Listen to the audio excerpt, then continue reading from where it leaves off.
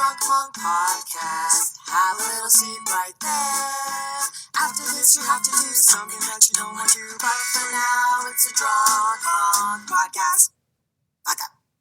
Hey! Oh, hey! How's it Welcome. going? Hey, hello. Hi. Hello. Hi. And welcome back to the Drunk Monk Podcast. We are your very drunk hosts, Keiko again, We know from Gilmore Girls. and a much drunker than usual Will Choi. We know from your local improv class. And we are here today to talk about episode 6. from season 3 called Mr. Monk. And the Girl Who Cried Wolf. And it's one of my favorites. It's one of my favorites. And I will tell you the truth. This is the truth, right, Will? I said, there's a certain person that I'm hoping the schedule will work and she could come on as a guest specifically for this episode. And guys, I gotta tell you, it worked out. You already know because you read the You read the title, description, yeah. the description already, so you're ahead of us. But we want you to give a warm, in your car, wherever you are listening to this podcast, in your bath. Guys, you may know her from Buzzfeed. I know there's a lot of people who are out there who watch Buzzfeed. Exactly. She is producer and star Of like maybe 1,000 Buzzfeed I videos? mean, like, so many. So many. Millions of hits. Millions of fans. Right. Yeah, she's the best. She's the best. She's literally the best person ever. A warm welcome to Kelsey Darragh. Oh, Yay! You guys, here's the $20 that I paid you to say all those delightful fucking things about. Oh, can I cuss? Yes, you Yes, can. you can. Thank you for saying all those delightful fucking things. I think you guys are the best. No, you're the best. You're the funniest. You're I've known you guys best. for when I say forever. It's an LA forever. LA Yes. forever. LA Thank you forever. so much for having me. Which is about 3 years?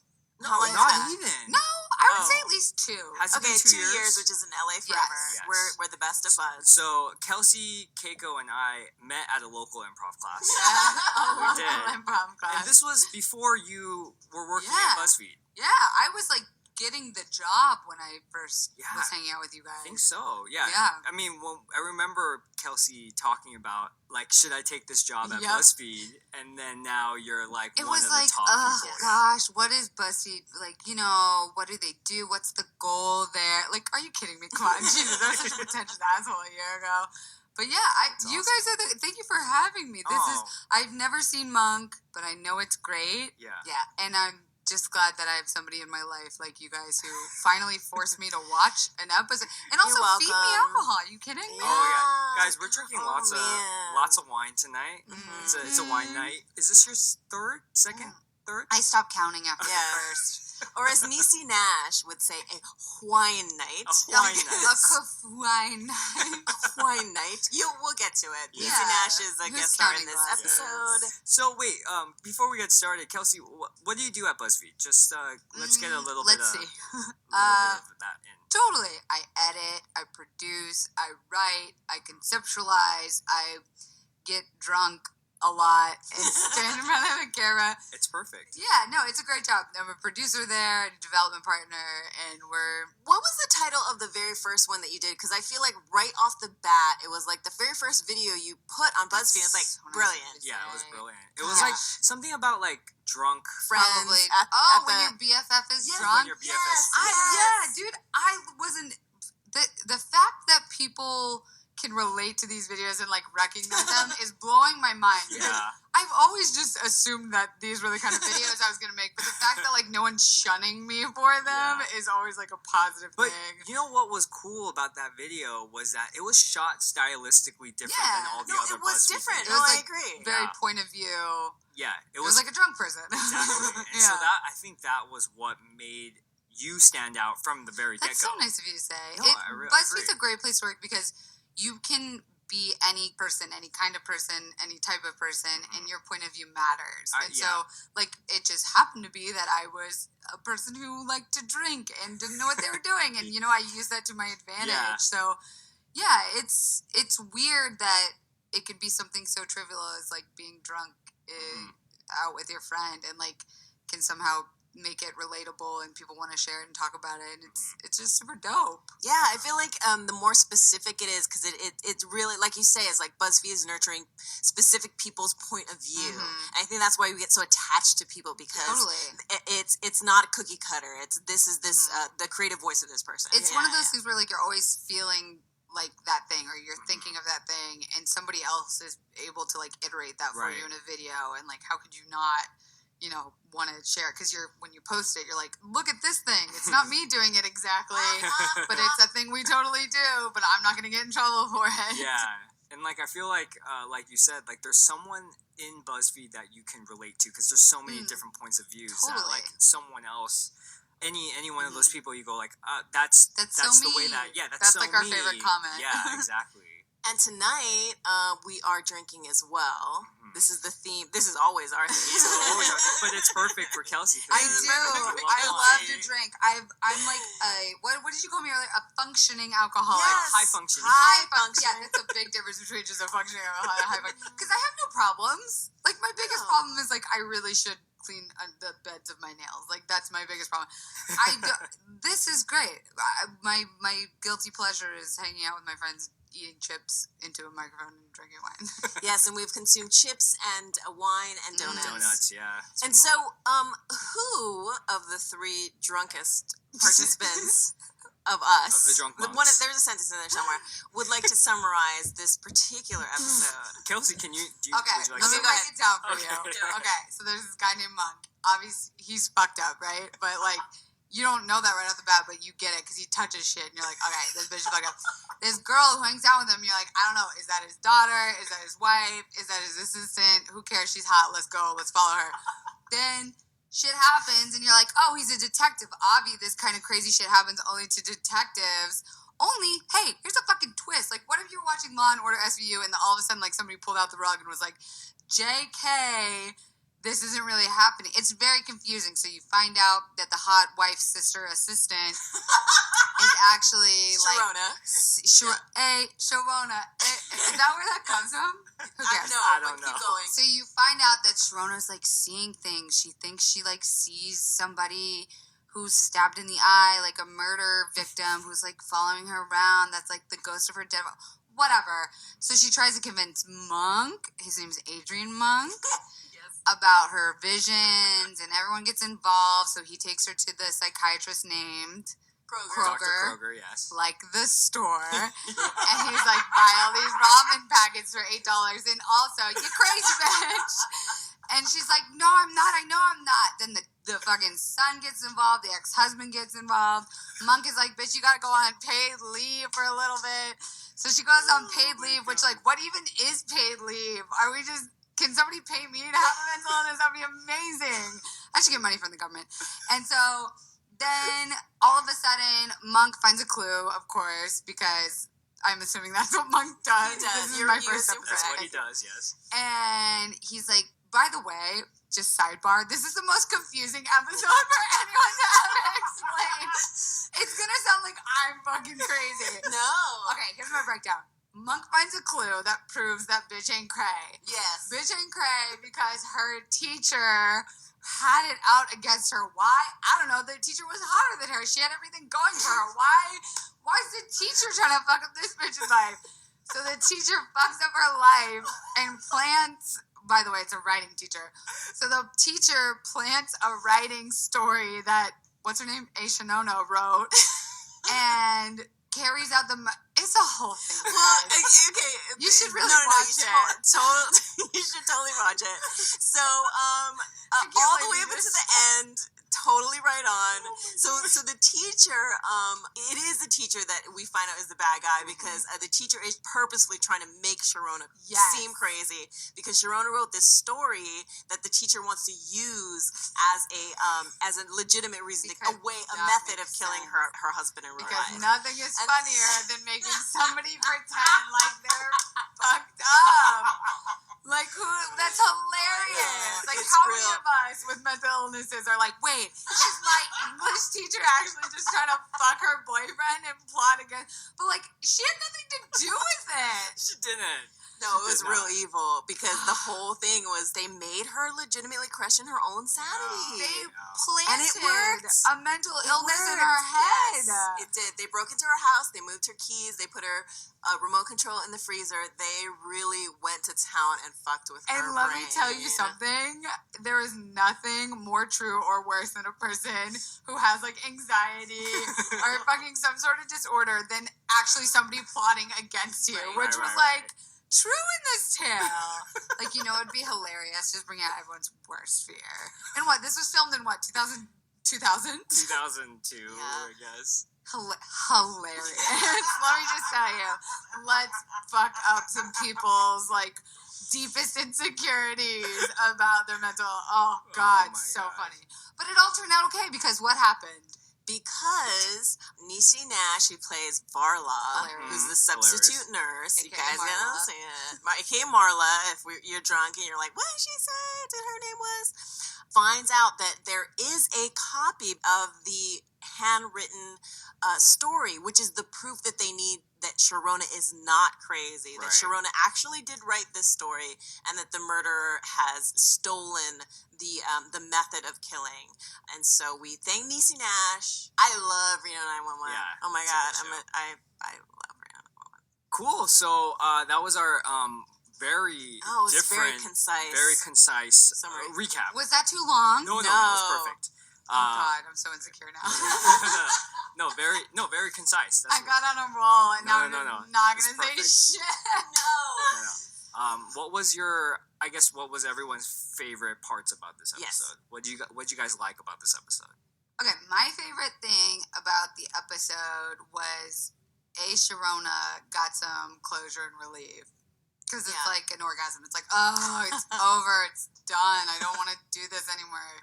Which is how I feel every time I have an orgasm. It's like, thank God we're done. We got there. We got done with that part. And now I can, literally. Yeah, no. I can take a nap and whatever else I do after. She's like, I got a fucking kid. I got shit to do, dude. I'm a nurse. I have a license. I'm done with this bullshit. And that's like gotta be the best feeling. Yeah. What about you guys? This is one of my favorite episodes just because I feel like Biddy Schramm, who's the actress that plays Sharona, really is such an amazing actress. And I feel like this is by far her best episode where she gets to showcase the breadth of her talent. I will also say, and this is not a spoiler because, Will, you already know this happens, I also kind of feel like this is the nail in the coffin, though, for her, is that she was so great in this episode, and I almost feel like something happened after this that caused her to leave because Biddy Schramm leaves the show. And I almost feel like she was so great in this and maybe something didn't happen contractually in my mind, something didn't happen contractually with her after this and she was just like, guys, I'm amazing. And she deserved it. Wait. I don't know, in my mind, I don't know. She leaves the show in about 4 more episodes. Can I ask, like, off the record, why did she get killed? No, I don't know. No, she leaves. What do you mean she leaves? They write her off. They write her off and they bring in someone else. In what manner? I can't say exactly. I will say that I agree with you that that was some amazing acting. It was brilliant. Especially so good. when it's like hallucinations. Yes. She was great. Yeah. Mm-hmm. What did you like best about it? I like this episode a lot. I thought, like you said, Biddy Schramm, her acting chops were really showcased in this episode because we haven't really seen kind of her range. Because she's Monk's assistant, and Tony Shalhoub, we see so much of his acting range, but this is the first Sharona-centric episode that we see her kind of just delve into her character a little bit more. And so I like that a lot. But also another very, very funny moment is that we see Harold for the first time, who is the guy that's in the waiting room with Monk at Dr. Kroger's office. They're fighting over the magazines. That was so funny. It was so funny. And, we just see them just battling for this territory that's not even both of theirs, right? Because it's Dr. Kroger's office. Typical man. Yeah, and then, the funniest line is, I'll see you in hell, Harold. It's just so funny because we see this Monk have this intense hatred for this character that I'm assuming will come back later, but we see him for the first time now, which is great. Yeah, that whole moment of all of that was so silly, but also so, like, true to life. Like, there are people in your life that you know that are, what's his name, Harold? Yeah, Harold, like, everyone knows a fucking Harold, right?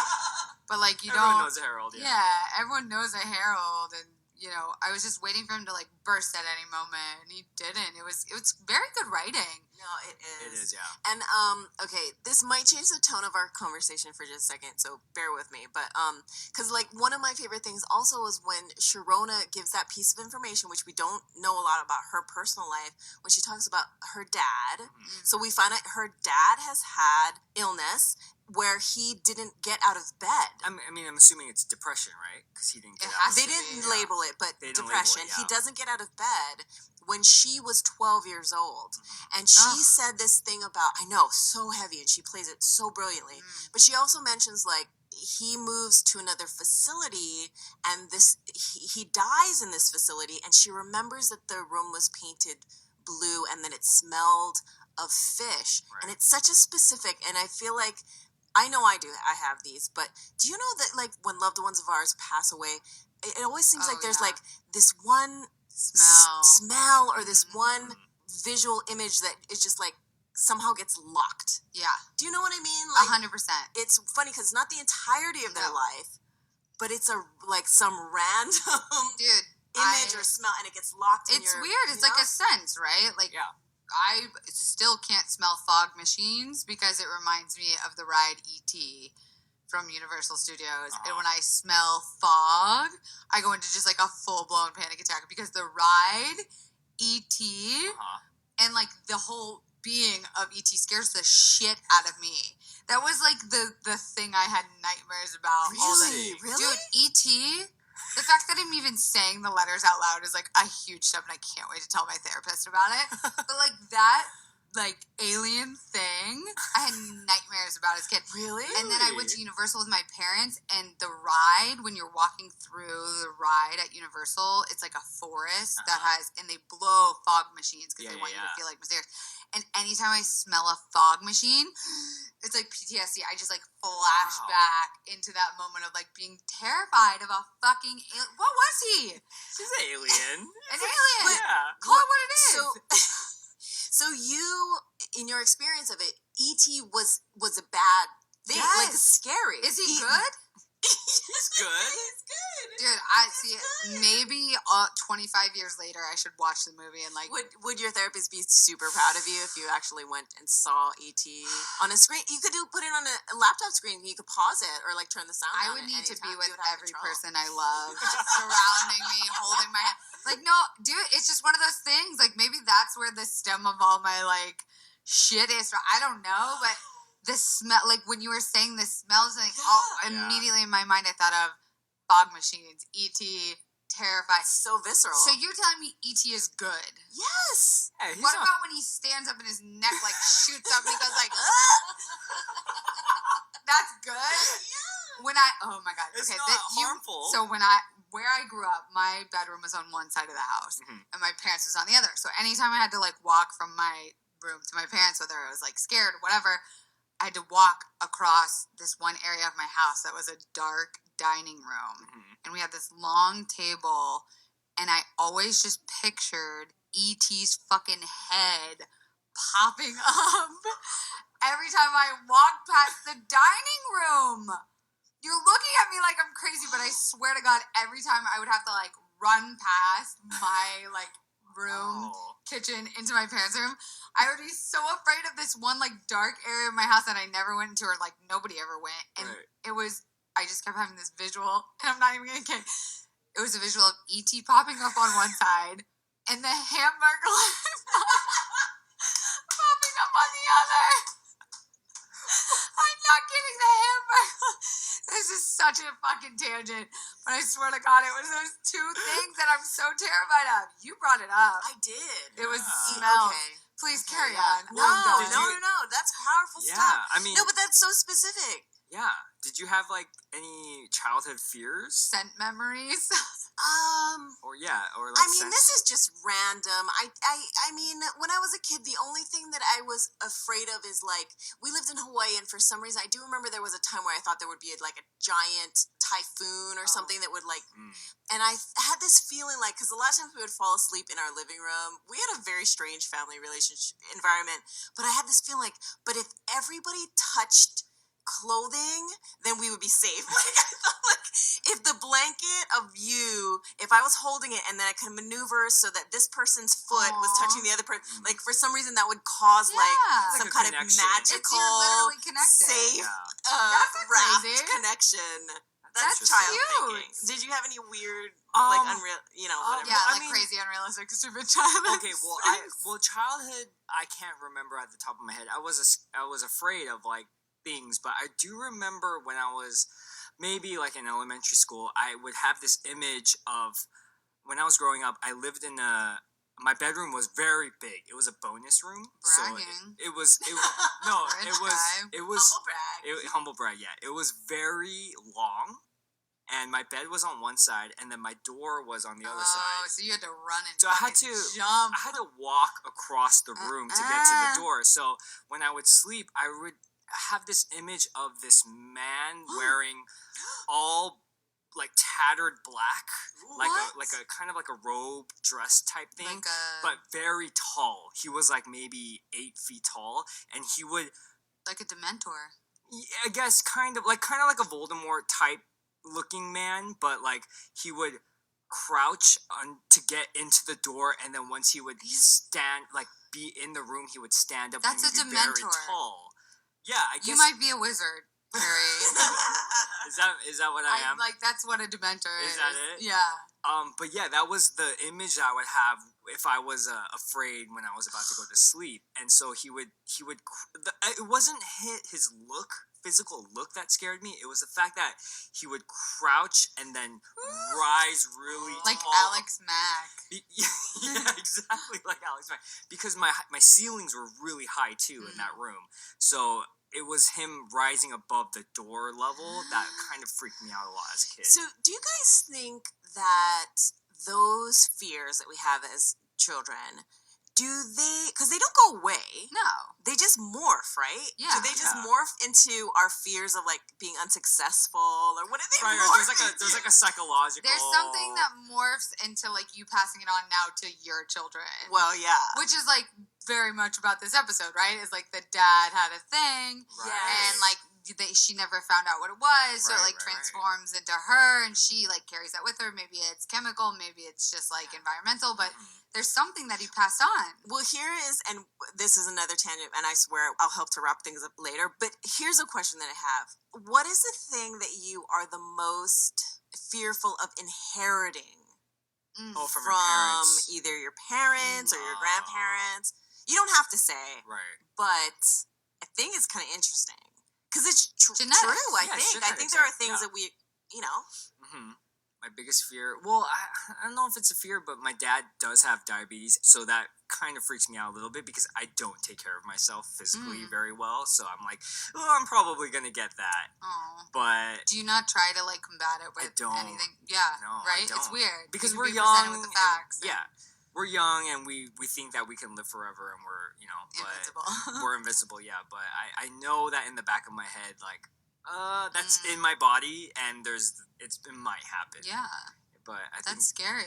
And for me, another thing is like my grandpa had dementia. Oh. So that's something like later. I'll think about that later. I don't think about that right now. But now is dementia. Alzheimer's is Alzheimer's. Like genetic. It's like, Alzheimer's, how do you differentiate the two between the last 20 years? Exactly. You can't really. Exactly, yeah. Ugh.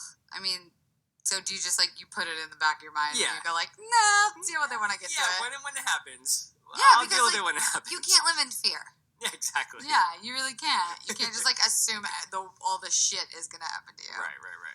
Yeah. What about you? I'd say, I mean, there's a huge gene of alcoholism that lives in my family. Really? And, like, undiagnosed mental health issues. Like, you know how everyone has, like, that crazy uncle who, like, does fucked up shit. It's like, yeah, everyone has that uncle. But, like, no one's being like, hey, uncle, you should go get some medication for that, right? Because 20 years ago, if you were like, I can't breathe. All of a sudden my chest is tightening up. Someone would be like, you're crazy, or like Right. call an ambulance and go to the hospital. Like, you know, you're a mental patient. Whereas like now we're so much more accepting of these things. Where like that's what I remind myself whenever I'm like, you know, feeling like depressed or anxious or whatever. Right. I'm like, I'm so lucky to be living in a time where it's so much more accepted and I have the opportunity to have help and la la la. But alcoholism is also like kind of fun. Can I just say that like I do like to drink and Right. I know. all my best memories that I can remember Right.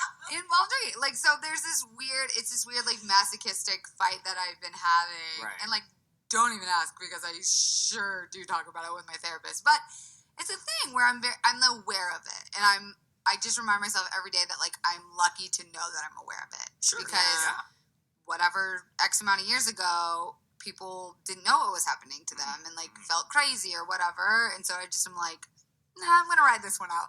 No, it is definitely a different time, and we have a lot of tools and a lot of friend groups that we have access to now that they really didn't. Yeah. You know, there's a lot more isolation. I think when you're isolated, then you have challenges there too.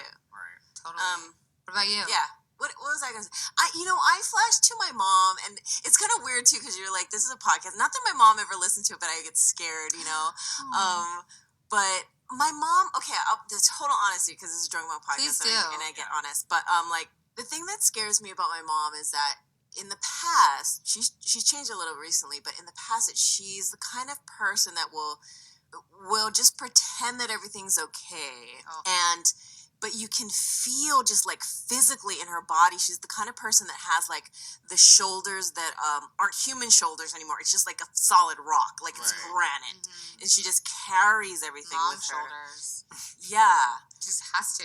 yeah, and it just physically it always, to me, it felt like she was holding on to so much because she wasn't addressing things, and and that's what I do fear that. Yeah. I mean that the silver lining of the thing is like the last Mother's Day or something, she got a Fitbit, and now she's like Miss Fitbit.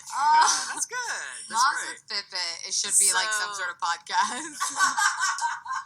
But that's cool. Oh my god. Okay, wait. This is total tangent too, but I want the moms with the, like real like our moms with a Fitbit that just give out like their advice. But they have to stand with their hands crossed and say like, well, this thing, and they just have a fucking Fitbit on, and like as their blood pressure rises, you just watch the calorie count go up, and you're just like, this is a social experiment. No, moms are great. She's your mom. You can't. Yeah, she is my mom. Yeah. We love moms. I guess just going back to the episode, was there anything else that you guys want to talk about that you guys liked? I mean, there were so many good things about this episode. Like, we see Niecy Nash come out in this episode, who fills in for Sharona as a interim nurse for Monk, and she's just super sassy, you guys. She's super sassy. But it's great. And then, you know what? When I was watching it, I was like, honestly, I know I don't want to go there all the time, but it is nice seeing a person of color in that ensemble. Yeah, it and really even though is. it's like a stereotypical black woman, you're like, okay, at least there's a black woman who has like power and is saying things and is like involved in the cast, and like, this was how many years ago? Like I don't know. I literally don't know. Like 10 to 15 years ago. Yeah. And like seeing all 5 of those characters, Monk, Sharona, Disher, Stottlemyre, and Niecy Nash's character, like it just, something about it feels very like, oh, like that's how it should be. Yeah. You know? And that's of our time now. Yeah. And, you know, it's different back then, but of now, it's like we're so used to seeing at least a couple people of color or whatever, a different type of character that's not just a straight white male.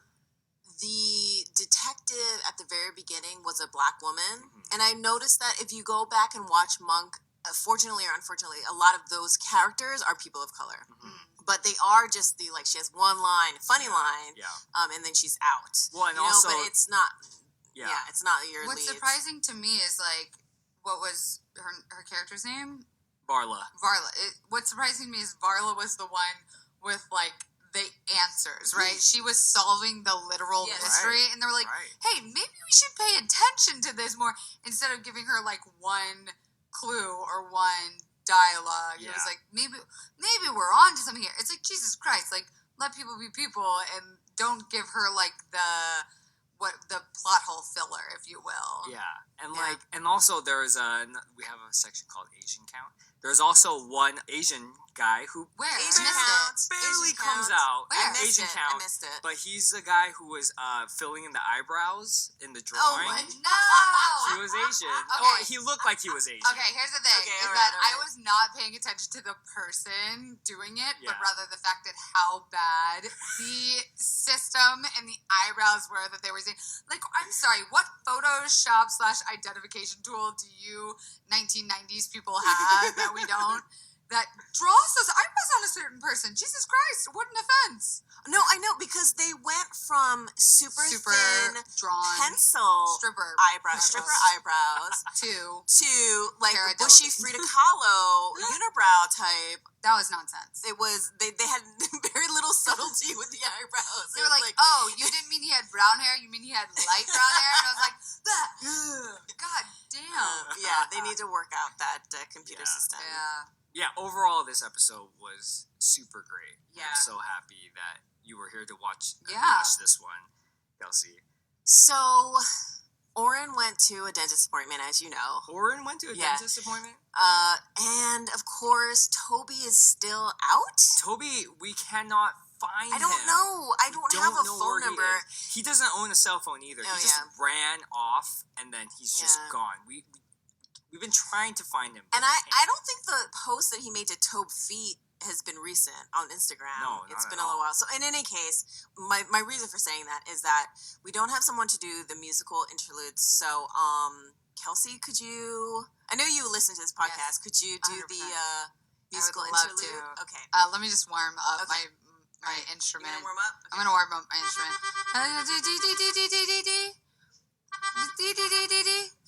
Sorry, just warming up. up. It's so good because you can sing and play the melodic. Yeah, well, that's what people don't know about me. I know you. Okay, so I'm gonna now give the interlude, which is the part where people. What do people do in the interlude? You're gonna play the music to which you know because you're a huge fan of this podcast. I'm playing it right now. Right, here we go. One, go Kelsey. A 2, a 1, 6, 7, 8. Mom. Sorry, I coughed. That's my bad. Oh, I don't have to sing. You have to sing. Well, shit, I didn't know that you guys are only paying me $500.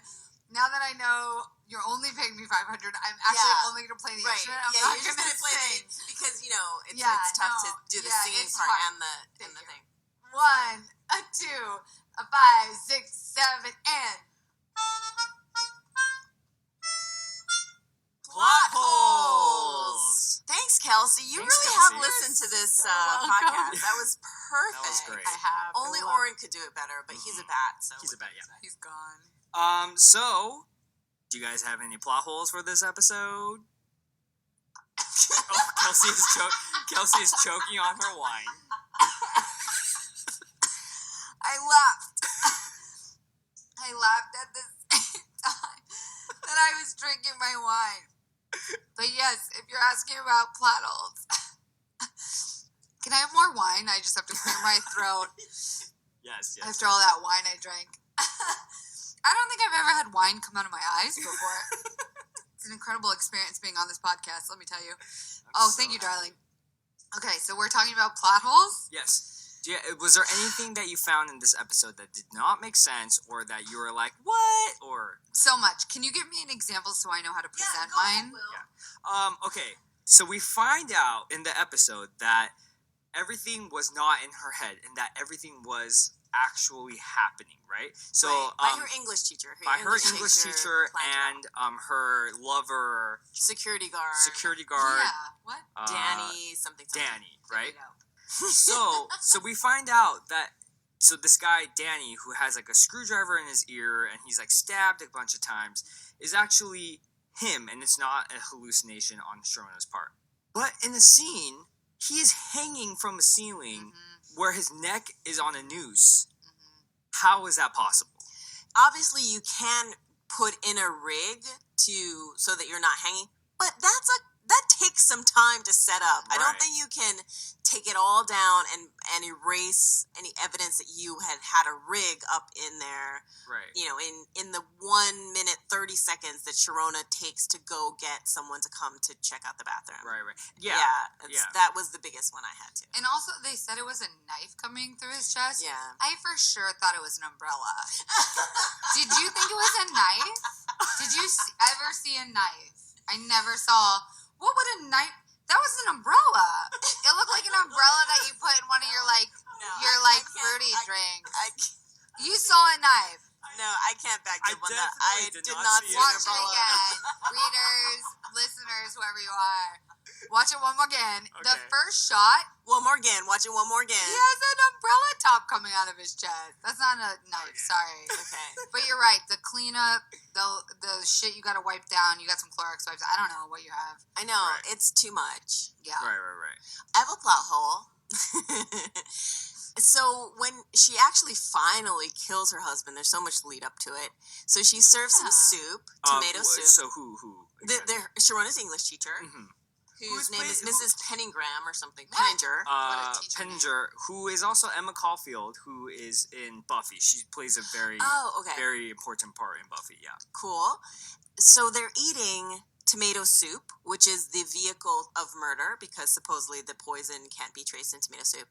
My plot hole. What else are they eating? You never have just tomato soup. Who just sits down to dinner together? Obviously, both have the flu. Just like, guess I'm gonna have some tomato soup for dinner. Nobody has tomato soup unless you have a grilled cheese or goldfish. Right. Exactly. My point. Biggest plot hole. Yeah. That's funny. Is this how plot holes work? Because it's kind of whatever. It doesn't matter. My plot holes sound like this. What does corroborate actually mean? Where's Benji's dad? And why is his haircut so bad?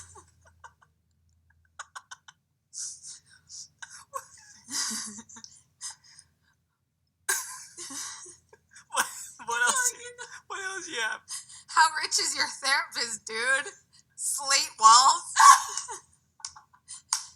Judgmental ass therapist, damn. Oh my god. It just gets worse. Say it all. Say it all. It gets a little dark. Sure. Why is the ex-husband still in Sharona's apartment? Wasn't it like a day later? Why is there so much bank parking?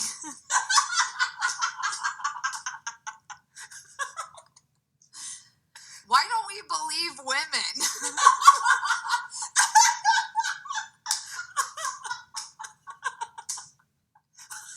I could physically put exclamation points on a podcast, I would just be physically putting exclamation points on that last statement. That is our best plot hole that we've ever said on this podcast. Why don't we believe women?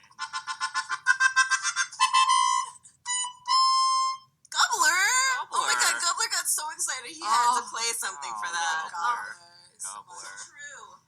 That is a brilliant list of plot holes that I love every single one. That's only half. Yes, what else you have? Well, I didn't write I don't know this. whether we're gonna beat it. But. Yeah, well, thank you so much. These were legitimate questions, not jokes. I really did for a second think that maybe water was a trigger for Sharona. Because when she went in the parking lot, there was that dripping water. Oh. When she was at a gas station, it was raining. No, you're right. Wow. I just kept thinking the refrigerator frozen. I just kept thinking maybe she's an aquaphobe. And I'm not a scientist. I don't know that word. But I just kept thinking there's obvious explanation for this in 2016 that wasn't there in 2006. You guys, That's deep. That's real it didn't deep. mean to be. That's like very, very perceptive of you. Or precipitative of me. Ooh, water joke. Water joke. Also, what about camera footage from the gas station? Right. Mhm. Right. Every gas station has camera footage. Where was that guy who was pretending to be someone? That's actually a very... Is that a plot hole? That's a very good plot Keep hole. going. Okay, I'm just going to keep going. Keep going. Yeah. I also just kept writing about the computer program that guy was using for the eyebrows. I just can't get over that. This is also dumb. I'm like editing as I'm reading it. Sorry. Why does Monk know about the story that Sharona wrote in her writing class? He doesn't, but when he finds the cowboy tip, he believes her. But why? It's a little thin, but he finds a little piece of physical evidence that corroborates her story. Oh, the stories corroborate. It's the corroboration. That's what I think when I hear corroborate. Right, corroborate means the stories are in sync, right? Like, yes. So what the fuck does the shoe have to do with the story? Well, it's the only thing that was physically left by the person that everyone thinks is in Sharona's imagination, because she said she saw a man with cowboy boots. When? At the very beginning. I missed that. I was kind of drunk, y'all. Never mind. That's all I have. I guess I have another plot hole of... Oh, okay. So he kept on saying, Douglas is worried about you. Did she mention her father in the story? Well, here's the other thing is that they kind of... It's a little piece, but her English teacher mentions, oh, and I also like that essay you wrote about your dad. Oh, okay. So that's given later. Yeah, it is given later, but disproved. Yeah, so, disproven. But she says that about her dad after she's already talked about Douglas being her dad. Yeah, but supposedly I think it was one of the essays that Sharona had turned in earlier. Previously. So that's bullshit. the How English are we supposed teacher. to know Well, we who don't Douglas know. is? We don't know. But supposedly the English teacher already knows that this is a sore spot. Are you a paranoid person?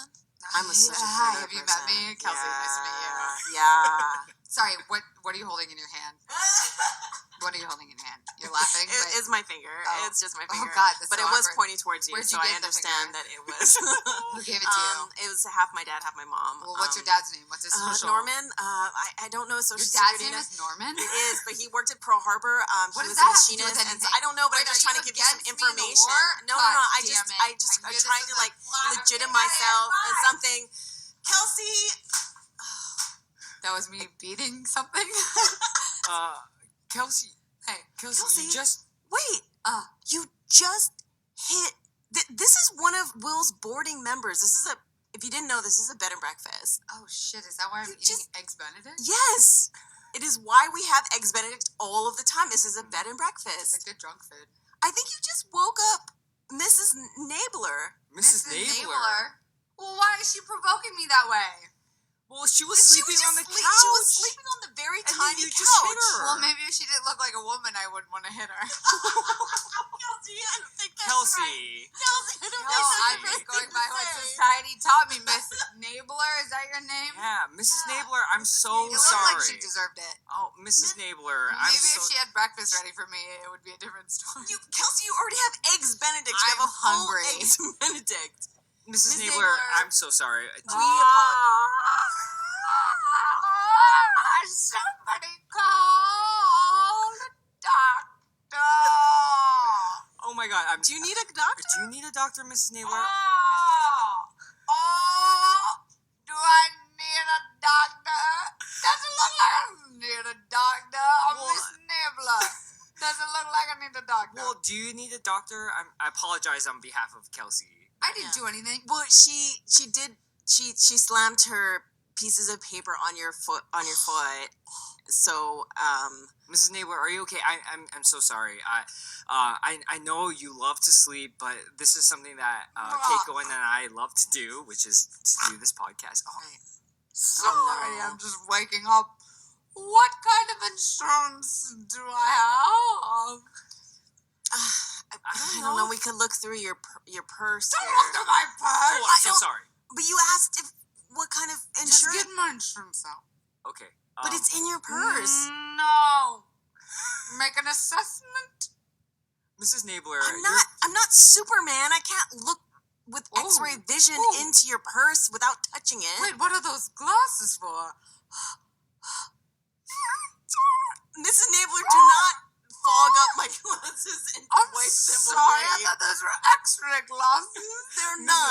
Mrs. Nabler, they're Well, not I'm not X-ray comfortable glasses. with that.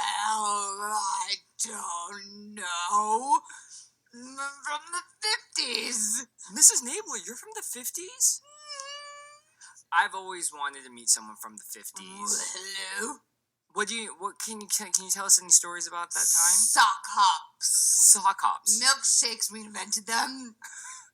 Did you invent the milkshake? Yes, why do you think I'm such an enabler? Are you saying that sugar is an addiction like alcohol or cocaine or? Oh, you millennials and your problems. What do you mean, Mrs. Yeah. Why can't we all just sit around at a drive-in and have a milkshake and HPV wasn't a thing when I was a thing? Well, Mrs. Nabler, times are changing now. We I don't don't need to have a do watch. We don't need to do drive-ins. We could just watch everything on Netflix and. What? Did you see? Bless you. What did No, you say? it's not a sneak. It's a It's name not of a a company. It's Netflix. Do you know what Bless you. Netflix? What? What is? Do you know what Netflix is, Do Mrs. Nabler? explain. But It's, quickly, I'm an enabler. do you know what a laptop is? Yes, my husband was one. Your Whoa, husband whoa, whoa, whoa, was. whoa, wait. That Your was before he husband- died. Wait, your husband was a laptop? Yes, he would sit on my lap and he was always on top. He was a laptop. Oh. Zing! Hello. What were you talking about? Okay, Mrs. Nabler. No. What? Sorry. No. No. My No. head's still bleeding. Mrs. Nabler, no. A laptop is a computer that you Oh. could use.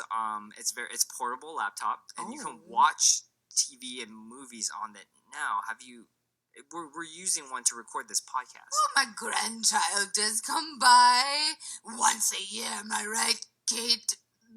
McKate? Kate McKate? That's my granddaughter's name. She never comes by to visit me. She hates me. Oh, okay. I'm sorry. But my about point that. is, I think she uses the Netflix laptop. Okay. Question for you, Mrs. Nabler. Answer. Why are you using Airbnb? I mean, I know you're staying at my place, but is there a reason why? Do I look like a rich woman? Do you know what I've been through? I 2 wars. 2 wars. Which ones? Both of them. Okay, I'm assuming it's the Gulf War, which is one. Well, that was in the 90s. how vast of you to assume. But what was the other war? Is it the Vietnam War? Close. Korean? Even closer. Wait, I don't know which one is what closer. other war was that? What's closer than Vietnam and Korea? What's I don't know. I can only think of the Gulf War. Oh, the Yes, war on terrorism. Exactly. My whole life I've been fighting against it, and now it seems it's hit home tough with you and your millennials. I think you're all terrorists. You're all terrorists. Goodbye. Wait, Mrs. Nabler, Miss I'm back. Nabler. What? Okay, we are not terrorists. Bullshit. not. We are not sleeper cells or plotting against Because I know what that is. the government. We're not secret Al Qaeda. Sure. That's what he said. Who? Him. Who's him? You know him. Who? That man.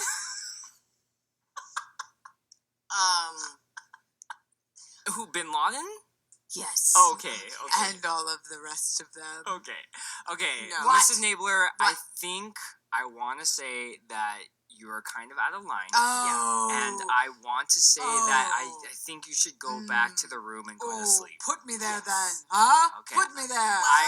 I'm gonna carry you. Okay, put me down. Put me down. All right. Stop it. I'm a woman and I have rights. It's 2016, isn't it? I can do what I want. I'm an independent All woman. right, here we go. You're gone. Kelsey, I'm oh so my God, Kelsey, dude, I'm that so bitch sorry. is fucking crazy. Once again, I'm so sorry about Mrs. Nabler. I Honestly, think I'm who gonna. was in charge of her? Well, it's my fault. Yeah. Why? Will Because she's- doesn't ask for any credit checks or any type of. He's gotten. That's so Will. No. It is a little bit. Love Will. him, but we hate him. Can't live with him. Can't live without him. Kick him out of his Whoa, own apartment. Yeah, it's his whoa. podcast. Okay. That's crazy, guys. though. I can't wait to Yeah. write about it or like make a video about it or something. Wow. Okay, guys. All right, let's move to the next section. All right. Please. Kelsey, do you mind? No. Here we go. Here I go. a 7-14-6. How crazy was Monk this episode? You guys have done this before. We have. Okay, so out of 10 trapezoid bugs, how crazy was Monk this episode? I'm going to give him an 8. So we're rating the guy, not the show. The guy. The guy.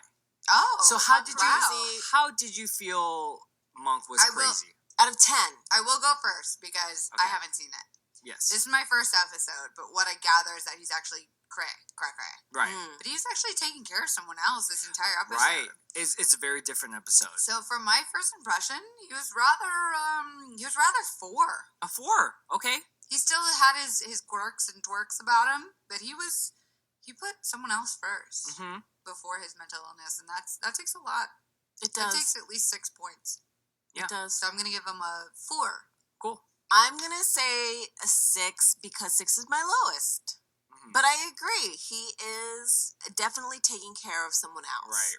For the majority. Can I ask a question? Yes, you can. Why is 6 your lowest number? Because Monk is crazy. Well, why isn't 1 your lowest number? No, it can't be. It's a scale from 6 to 10. Oh, I missed that whole part. No, it's just me. It's my personal. it's it's cool. my personal. No. Totally Yeah, good. I'm probably going to give him a 6 as well. What? How did I fuck this up? Usually our You guests... can't fuck Is it he up. usually You can't fuck it up. cray? He's usually crazy, but... How crazy was Sharona this episode? Oh, this seems like a new thing. It's I a don't new know. thing. It seems like a new thing. She was not. She was zero crazy. crazy. Okay, she was zero crazy. She was zero crazy. I'm She did. Okay, here's the thing. All right, she was faced with a challenging situation. She thought she was losing her mind, right? What did she do? She was completely logical. She said, all right, ex-husband, I don't like you, but for the benefit of my child, I'm going to make this sacrifice. I'm going to do the smart thing and let Benji stay with you. She was completely sane. All of her choices within the situation that she was given, which was someone else putting on her. So I would have to give her a 0. I would love to agree with you, except the fact that she still wore that outfit of a black business shirt with some sort of pink underthing. And this is not a woman pitting against another woman. That was just ridiculous. That was just silly. So I'm going to give her a solid 1 cry because nobody in their right mind would ever wear that. Tis true. Will? Well, what I would rate Sharona, I would say 4. Why? Because she thought she was crazy. But She didn't thought trust she herself? was crazy. Yeah, she didn't trust herself. Maybe She because didn't. you've never had anxiety or depression and you don't know what it feels like But okay, to lose your mind. I want to say this is we brought you on for this episode specifically because it had to deal with mental health. Yeah. And I know, and Huge advocate over here. Yes, I love and to talk about it. Kelsey is a very huge advocate. You had a video on Buzzfeed. Yeah, where I talked about being bipolar. And yes. have mood disorder, anxiety, depression. I think, that's the least interesting thing about myself, which in turn, makes it the thing I'm most open to talk about. Right. Because the second I ever had anyone respond back and said that they related to what I was going through was crazy. And I mean crazy in the not crazy. But it really was, the more we talk about it and the fact that, Sharona tried to hide it, the worse she felt. Right. So to me, the whole summary of this episode is, something's fucking going on in your brain or your body or anything in your mind. This printer's printing. Oh, wait. I'm seeing this, right? Yes. Okay. What Great. printer? See, There's because not even a something was printer wrong, there. I said it out loud. My point is, if something ever is happening in your mind or your body that doesn't feel right or feels weird or feels anxious, why would you ever hide that? There's a stigma attached to it, right? Right. I'm one of those people that says, my arm is tingling, I'm dying. I'm one of those people that, reaches out and says what's wrong with me. So if I can be just one person that makes somebody else feel better just about talking about how they feel, whether it be mood or hormones or whatever it is, that's the least I can do because I've gone through the mood swings, I've gone through the ups and downs and the crazies and the normals and the feeling of everything, and it's never anybody's fault, right? It's never. It's definitely not your fault. No, it's always there's something. It's part of you. You don't want to ever blame it on something, but my point being that if you ever feel abnormal, there's something to say, whether it be like, I'm abnormal because I don't believe in like what society thinks, or I'm abnormal because I don't feel what society tells me I should feel. You are who you are. And society just has to get used to that. And doctors just have to get used to that. Your family just has to get used to that. Your loved ones just have to get used to that. There's no changing who you are. You can take medication, you can do whatever to like fix that, but you're never going to stop feeling the way you feel. And to me, it's just a thing of like being vocal about it and talking about it and totally normalizing it, because people are people and we feel, we have emotions, and there's things that some people can't put into words and they put into actions, or they put into writing, they put into art. There's an outlet for everyone. Right. And if your outlet isn't talking, like, that's okay. Mm-hmm. You'll get there eventually, but my first choice is to always talk about it. So if I can at least just say, hey, if you feel something, whether it be good or bad, talk about it. Because there's nothing like support in numbers or troops in knowing that you're not alone. Right. Yeah. I think that was definitely one of those moments when I saw the video that you posted that I was really thankful that you were doing that, because you, my perception of you is that you're strong, and you're in the present, and you're in That's your, so nice of you to say. yeah, especially in this particular issue, you're solid with yourself, and so you are speaking from that place of strength, and that's appreciated by people who That's are so eye-opening to me. yeah. It's great, and it feels safe. Do you know what I mean? Yeah, also, like, totally. I think that's appreciated, is that like I feel safer because I feel like you're coming from a safe place when you're expressing That's it. so crazy. That's like insane to me to hear, because I'm coming from a place of hurt or like insecurity or, you know, feeling literally crazy. Like, there have been times where I've been like, I'm crazy. My brain is wrong. My feelings are wrong. And there's nothing or nobody out there saying what's wrong and what's right. Like, to hear that is literally the best response I could ever get out of it. And I never intended it to be that way. I more so did it for myself. I more so did it to be like, I would love to hear responses and get validation and like get comfort. So to like hear that is the best thing I could ever ask for. And like, I'm so thankful you guys let me come and like talk about this stuff, because it's something I'm passionate about. And by passionate, I mean like, it just is. It's part of my conversation. It's like, what did you have for breakfast? Anxiety and eggs and like maybe my Lexapro. I don't know. So I have another question for you. Please. I love questions. So you said this was the least interesting thing about you. What is the most interesting? Yeah, what is? Oh my god, the most interesting thing about me. Most interesting about, besides the fact that I'm just like flawed and vulnerable and scared, is that I'm maybe, I don't know, I'm trying to think of something outrageous, but the only thing I can think of is that I played piano for 12 years. Wow. That's the most interesting thing. That's a long time. Well, that must explain why you're so good at the melodica. Yeah. Because I'm playing it right You've been- now as yeah. we speak, actually. Because This you're is the only person that can talk and play at the play same at the time. same because time. this is the song I sing. Yeah, happy monk to you. Happy drunk monk to all you. I love monk. Wow. Yeah, well, you're welcome. Thank you so much for welcome. that. Kelsey, do you have anything that you want to share or plug? Yeah, sure. I'd like to plug the shit out of myself. Yes. Do it. Hey, follow me on Instagram at Kelsey Darragh Comedy. Twitter, Kelsey Darragh. I don't know. Fuck it. How do you spell your last name? Just because so that people can, if they're not. The way or you spell your whole thing. say Yeah. it is Dara. So like Right. Darragh. But that's The not how way you spell it. Spell it is so much more interesting. It's Darragh. Right. Darragh. It's fine. You can find it. Just watch BuzzFeed. That's what makes me happy.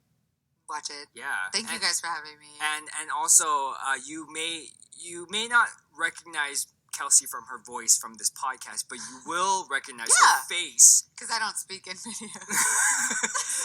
No, but you will recognize her face. She's usually making a big like, oh, face. I have a thumbnail face. Yeah, you have a thumbnail face. I have a face for thumbnails. Yeah, like your That's face on is always like That's surprised. on my tombstone, actually. I already had it pre-made. Yeah, thank you so much. Thank you. To Kelsey. This is so fun. This has been really fun. I wish I could do this all the time. You can. You know what? We'll have you back. Yes, Great. for sure. I can't wait. Of Definitely course. I'd have you back. We're going to have 2 bottles of wine waiting for you with your name right on it. Bev Mo. Shout out to Bev Mo. Sponsor us, Bev Mo. Sponsor us, Bev Mo. Sponsor us.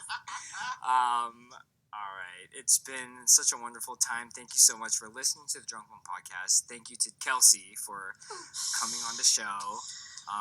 Please check out her BuzzFeed videos and follow her on all her All social platforms. media platforms. Snapchat. And with that said, remember, be safe. It's a jungle out there. oh my god, so aggressive. Did I say it too hard? Should I lessen? It's a jungle out there. Hey guys, thanks for listening to the Drunk Monk Podcast. We'd love to hear from you, so please rate and review us on iTunes. You can like us on Facebook and follow us on Instagram at Drunk Monk Podcast and on Twitter at Drunk Monk PC. If you want to know more about Will Choi, you can follow him on Instagram at Will Choi and Twitter at Will S. Choi. Or you can visit his personal website, willschoi.com. And if you want to know more about me, Keiko Darragh, you can follow me on Facebook, Instagram, and Twitter at Keiko Darragh, or you can visit my personal website, MsKeikoDarragh.com. Our amazing artwork is done by Chris Bodley, who has a website at hatrobot.com. Once again, thanks for listening, and we'll see you again soon.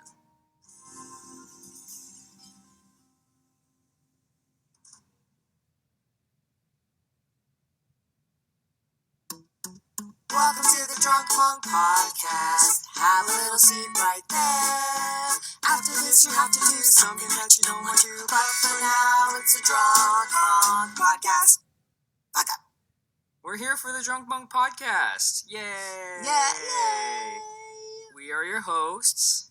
Keiko again, or as my pharmacist knows me as Christine, Keiko again, Who you know from Gilmore Girls. and Will S. Choi.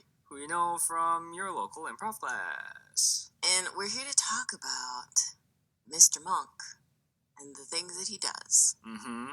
What's he doing this week, Will? He's just being crazy. It's his old crazy self. Oh, we're gonna get to this at the end, but he's particularly lovely crazy this episode. Lovely crazy. He real cray.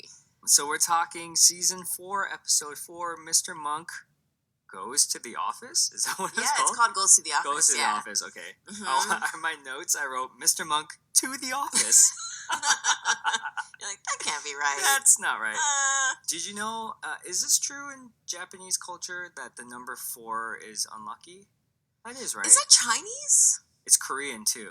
Is it Korean too? It is Chinese for sure. I But wish I knew enough about it, Japanese culture, because I'm Japanese / Okinawan to say for sure. But I didn't grow up with it. right. I mean, me neither. But isn't it because the number 4 sounds similar Sounds to like- the word death? Yes, that's right. Is that true in Korean too? It's true in Korean too. Oh, So okay. I know this because the last time I was in Korea, the elevators don't have the 4th floor. But it's a lie.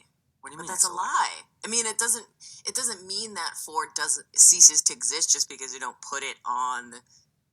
Yeah, it's just. I mean, that's the reason I why mean, there's 5 no. is 5 is the 4th floor. Yeah. But then all the floors are wrong. I mean, Well, technically up wrong. until Before, after from 5 and up, they're all mislabeled. Yeah, but I mean, like, there's no 13th floor in buildings. Is in America. that true? Yeah. Maybe in older buildings. I don't think they miss 13 Oh, now? nowadays. Are you sure? I am totally not sure.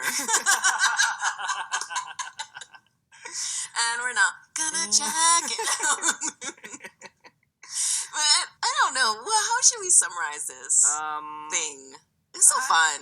It was Oh my gosh, it's this so was fun. a fun, really, really fun episode. I think it I was. adore this episode so hard. Yeah, I think it's on par with the Ambrose episode so far. Oh, nice. Yeah, Yeah, it's I one of my liked it a faves lot. in season 4. Do you want to do a recap? Sure. There is a murder right off the bat, which Will loves, I'm assuming.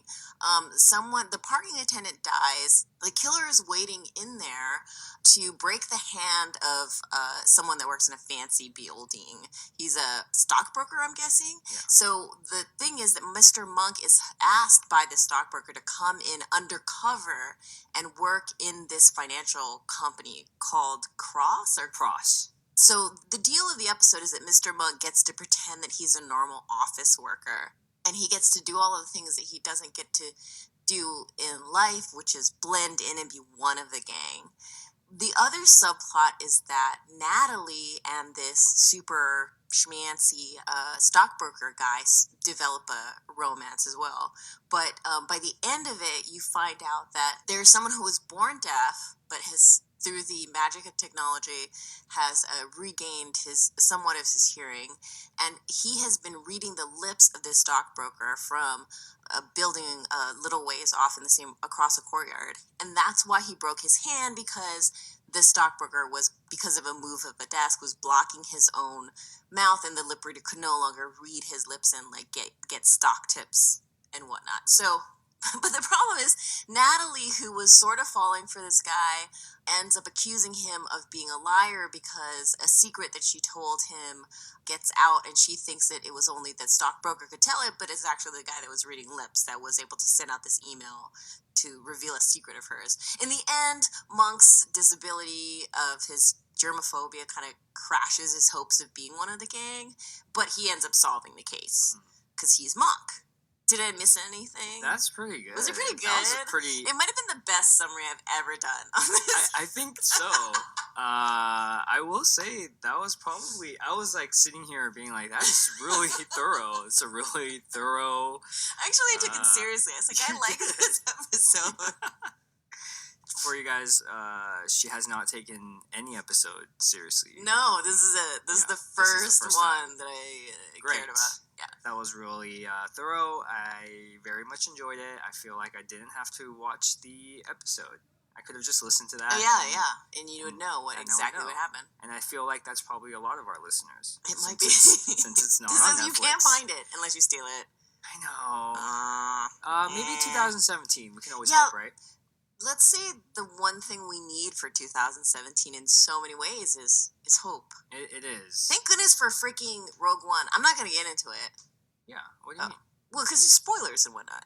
Oh, I didn't watch Rogue One yet. Oh, okay. Then you can't spoil it. Oh, I thought you were going to talk about... So today we found out that Carrie Fisher died. Oh, yes. I thought you were going to talk about that. Yes, today we found out Carrie Fisher died. Which is just so sad.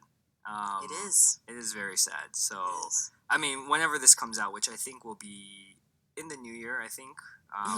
In 2017, we're going to need a lot of hope, and hopefully that means that Monk will be on some kind of streaming site where you don't have to pay per episode or whatever. I think so. You know what I mean? I think I'm going to add that in as a one-liner into a bill that's already going past Congress that you can't veto, as like for all the bundle of hope that's going to happen in 2017. I'm going to stick that in there, the Monk caveat. Do you I mean, since we're talking about this, do you have any particular New Year's resolutions or like anything that you want to happen in 2017 as we're finishing off 2016? I would like, for myself firstly, and then maybe for the rest of our human planet, to make the next evolutionary step in kindness. I think that in our DNA we have this heretofore necessary idea of knowing who our gang is and who our family is and who our side is, because that's what we need as a survival technique in this crazy world. But I think that going forward, the human race, if we are to survive, needs to switch to at the next gear of a higher level of empathy and a higher level of kindness. Otherwise, we're not going to make it. So I don't know if it's going to happen, but that would be my wish. I like that. Try to beat it, Will. That's some badass shit I just laid down. Real good. You're I'm on point tonight. Keiko, This is it. This is my my pinnacle. This is it. It's all downhill from here. No, that was really good. I don't know how I can top that. Now everything I say is just gonna sound real selfish. You're like, I want an Xbox. Yeah. I want a new car. I need to save enough money to buy a new car. Which is a real deal. It is, but Yeah. I drive the worst car, but Your car needs an upgrade yeah, by the summer. My We car- already talked about this. yeah, By the summer. I don't know, but my car is old enough to drive. Well, no. Sorry. It is old enough to drive, but it's also old enough to drink. Oh damn! Yeah. That's older. It's pretty okay. old. Old enough to Yeah. drink and drive. Ooh, yeah. Yes. Doesn't mean it It should. would. Or It would. has morality. It, It's not it is gonna. a sentient being. It's a sentient being. It's not gonna. Yeah. But it It's could. not going to. I don't know. 2017. I feel like this year. Okay, this is how I feel about 2016. Since we're on this topic. Yeah.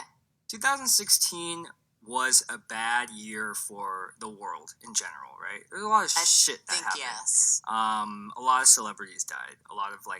iconic people died, especially And relatively young too. relatively young. I mean, Yeah. we just lost George Michael and Carrie Fisher in the past couple like in days. the same week or something. You know, and it's so sad. And I'm a little bit, to be honest, I'm a little bit anxious going into 2017.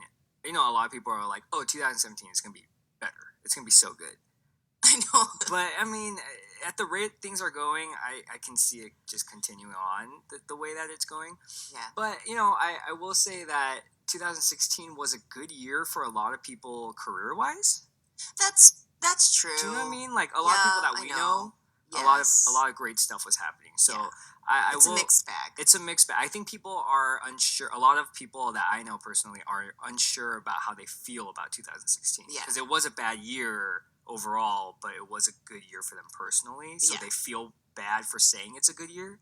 Yeah. And I feel like I'm in that same boat. Yeah, I think so too. I mean, I am too. I mean, Yeah, we right? both had good years We had- career-wise. Yeah. For sure. So Yeah. so I hope that 2017 will be a good year for the world and for this country. Yeah, you know, who knows? Who knows? I hope everyone has a good year next year. Yeah, me too. So, with that said, we will move on to what we liked about this episode. Dude, I've got a I lot. got a lot too. Okay, let's list them off quickly. Okay, Okay. great. I gotta read now. From Go the for it. start, my favorite moment was the dramatic scream of the hand crushing. what was up with that? This guy gets his hand. I Warren get Kemp, it. Warren Kemp. 9 bones in his hand broke. Okay, I guess I would scream too, but the guy screams like for 5 minutes. Holding.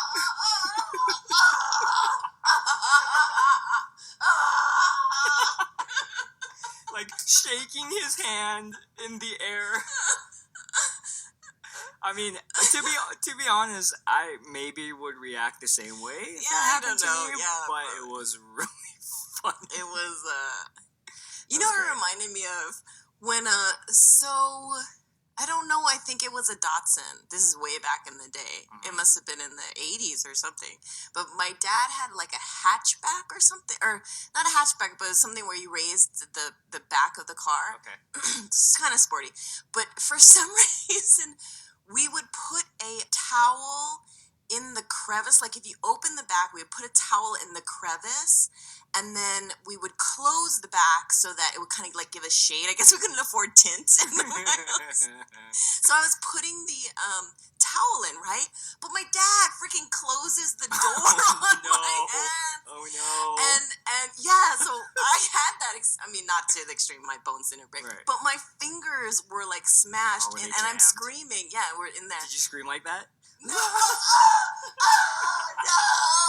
Why? No, I didn't scream. But I felt like forever for my dad to come over to the side to realize what had Oh. happened, and he, That's corrected the funny. situation. But my fingers were Were they like purple? black Oh, yeah. for purple black for months. Yeah. That's funny. Not the same experience, but No way. one time This is when I was a kid. I must have been like in elementary school or something. I remember we were at like this resort area or something, and it was a giant pool, and in my mind this pool was humongous. It was like an Olympic sized pool. It probably wasn't. I was a kid, but it was a huge pool, and then on the side of the pools where where all the beach chairs are, and then also a ping pong table. And so I remember just hanging out and watching like my family or my friends all swim and stuff, and for some reason I wasn't, and I decided to plop onto the ping pong table, and it completely like closed on me. I have sat and I was in between the two tables the next second, and just I don't think I cried. I think I thought it was more funny than anything, but I just remember like that just happening and being so shocked. Yeah, it's like that. Yeah. Because that's